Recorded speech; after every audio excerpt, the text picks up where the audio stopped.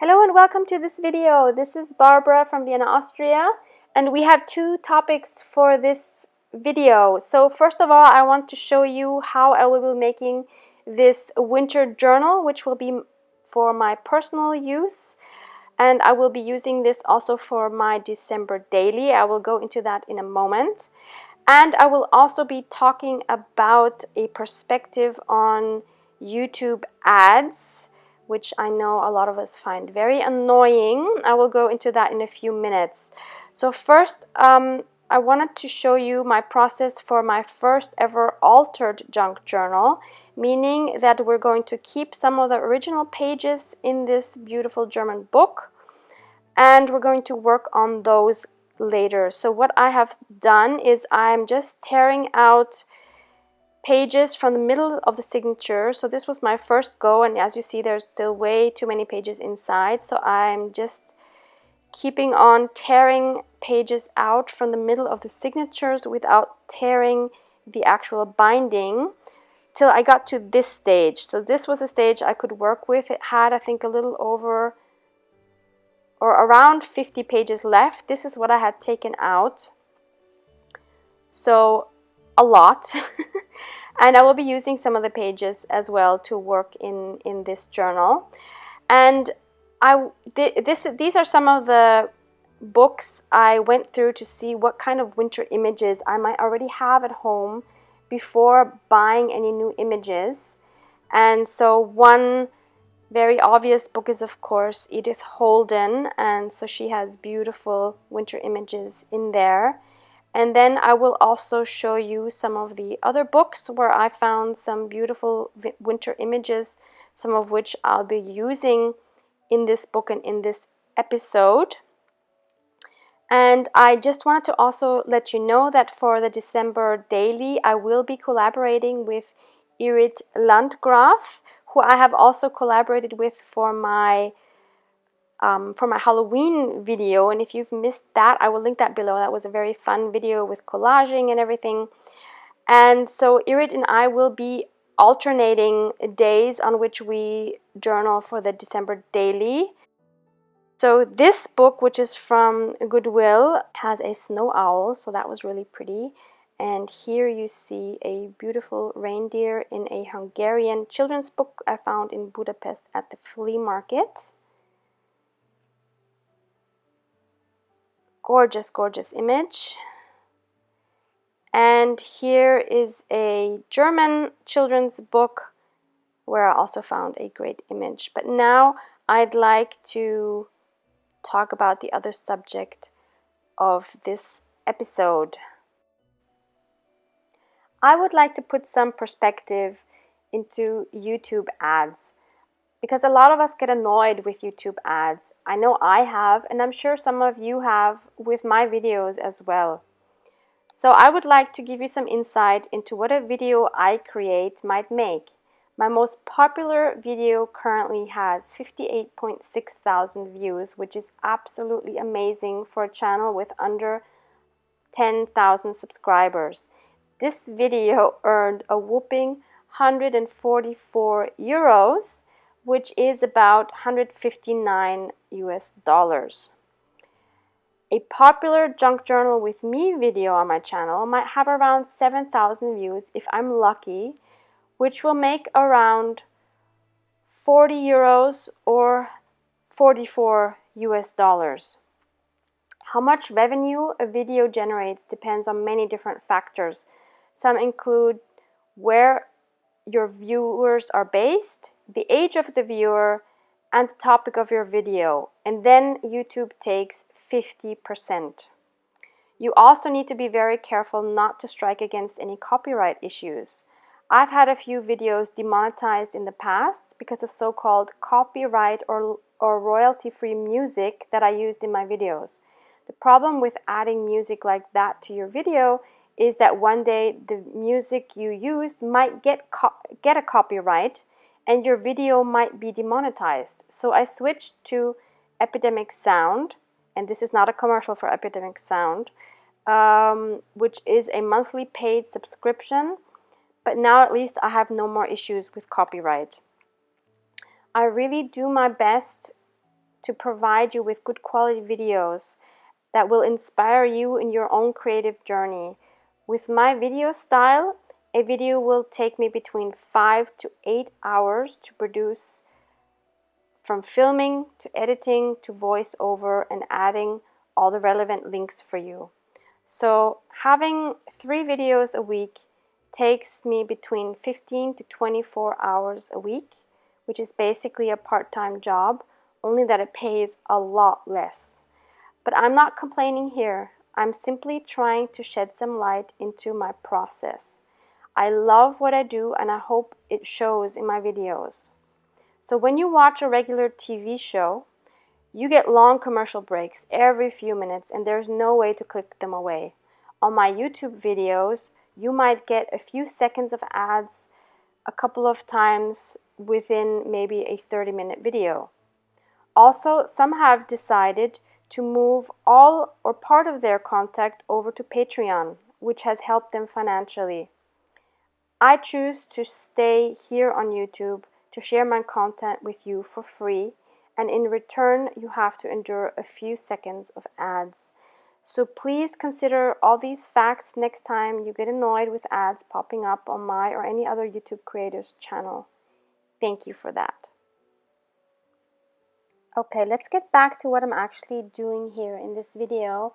So I cut this beautiful children's book page to size of the book page that I'm working on, and I cut out this half circle to help me get into the opening of this pocket, and then I stitched around it and glued it onto the page. Now for this image here, I had 2 beautiful images on one page, and so I just made a copy of one of the sides using this particular paper. Now the colors aren't as bright as they might be on a regular white paper, but this gives it a nice matte look, which I really like, and it's a little bit thicker than copy paper, and it has a nice tooth to it as well. So I decided to make a little tag out of this book page, and I decided to put on the back the first page of the story of the book, the winter book that I'm working in. And so I'm just cutting that down to fit the size that I need it to be, and thankfully it worked out, so I didn't have to cut any of the text. And I'm using my 3-in-1 glue, and I'm going to put some marbled cardstock. This is 200 GSM in the middle of these 2 pages, just to give it a little more strength. So I'm basically sandwiching that between the illustration and the text of the book page and cutting that down to size.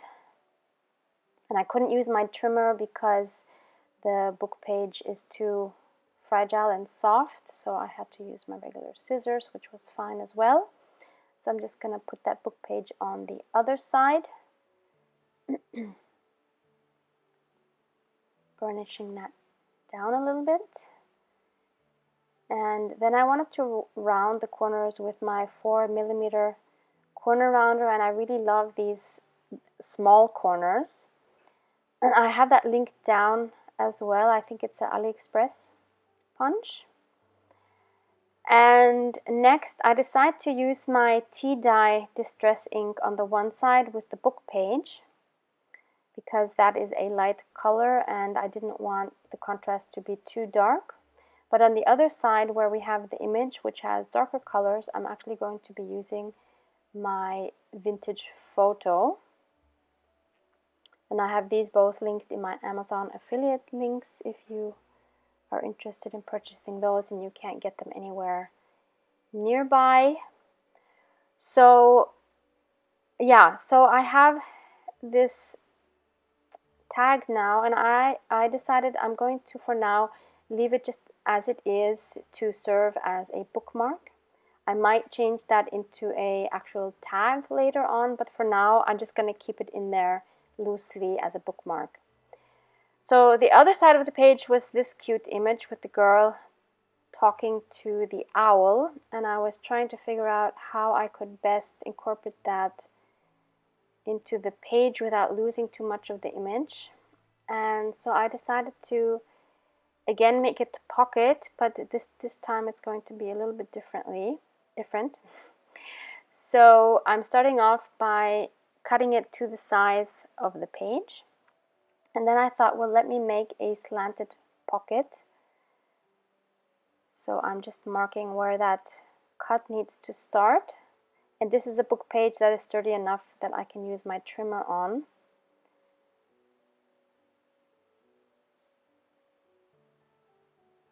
And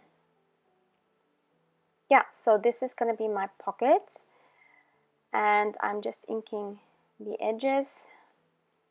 And then I thought it needed a little something else, so I'm using this white lace which has an adhesive on the back. So I'm just going to cut that to the size of this opening.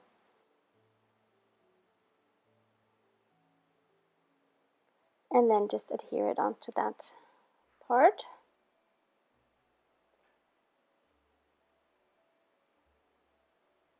And then I'm just going to glue it down on all those sides that don't have the lace on it to form a pocket.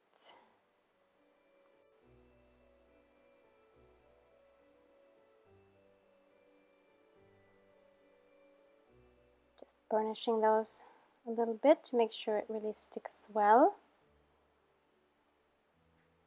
And now we have this cutoff left from that upper corner, this triangle, and I thought that would be really good to make a tuck spot out of.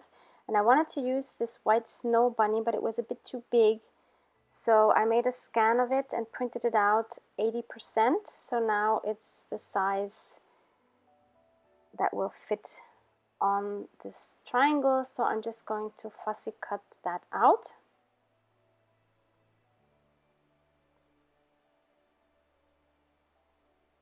And I'm going to ink that up with my tea dye.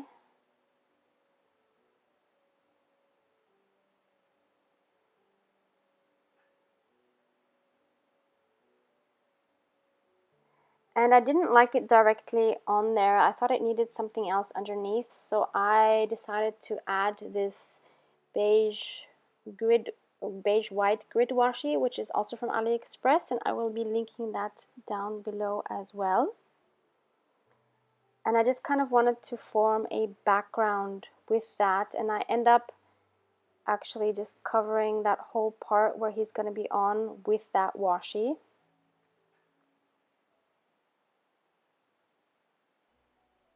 The wonderful thing about washi is you can reposition it if you're not happy with how you put it down.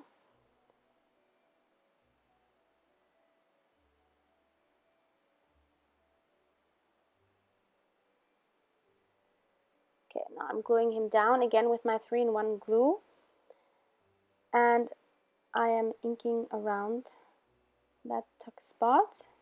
And then I took it to my sewing machine and I just used a straight stitch with a very small stitch length. And I'm also going to be adding a word from the Your Creative Studio word sticker thing, and I added the word journey. I'll be adding the Your Creative Studio subscription box link as well below. They are sold out pretty fast, so if you want one of these boxes, you have to be fast. So I inked that sticker up, and so that completes the tiny collage we have on this little tuck spot. Now I'm just gonna put glue on those two sides and glue that down on the corner of my page to be a tuck spot. Just burnishing it again to make sure it sticks really well. And there you have it. So that was the start of my winter journal. Hope you will join me for some more of these spreads. So thank you so much for watching, and I hope you have a wonderful creative day. Thank you. Bye.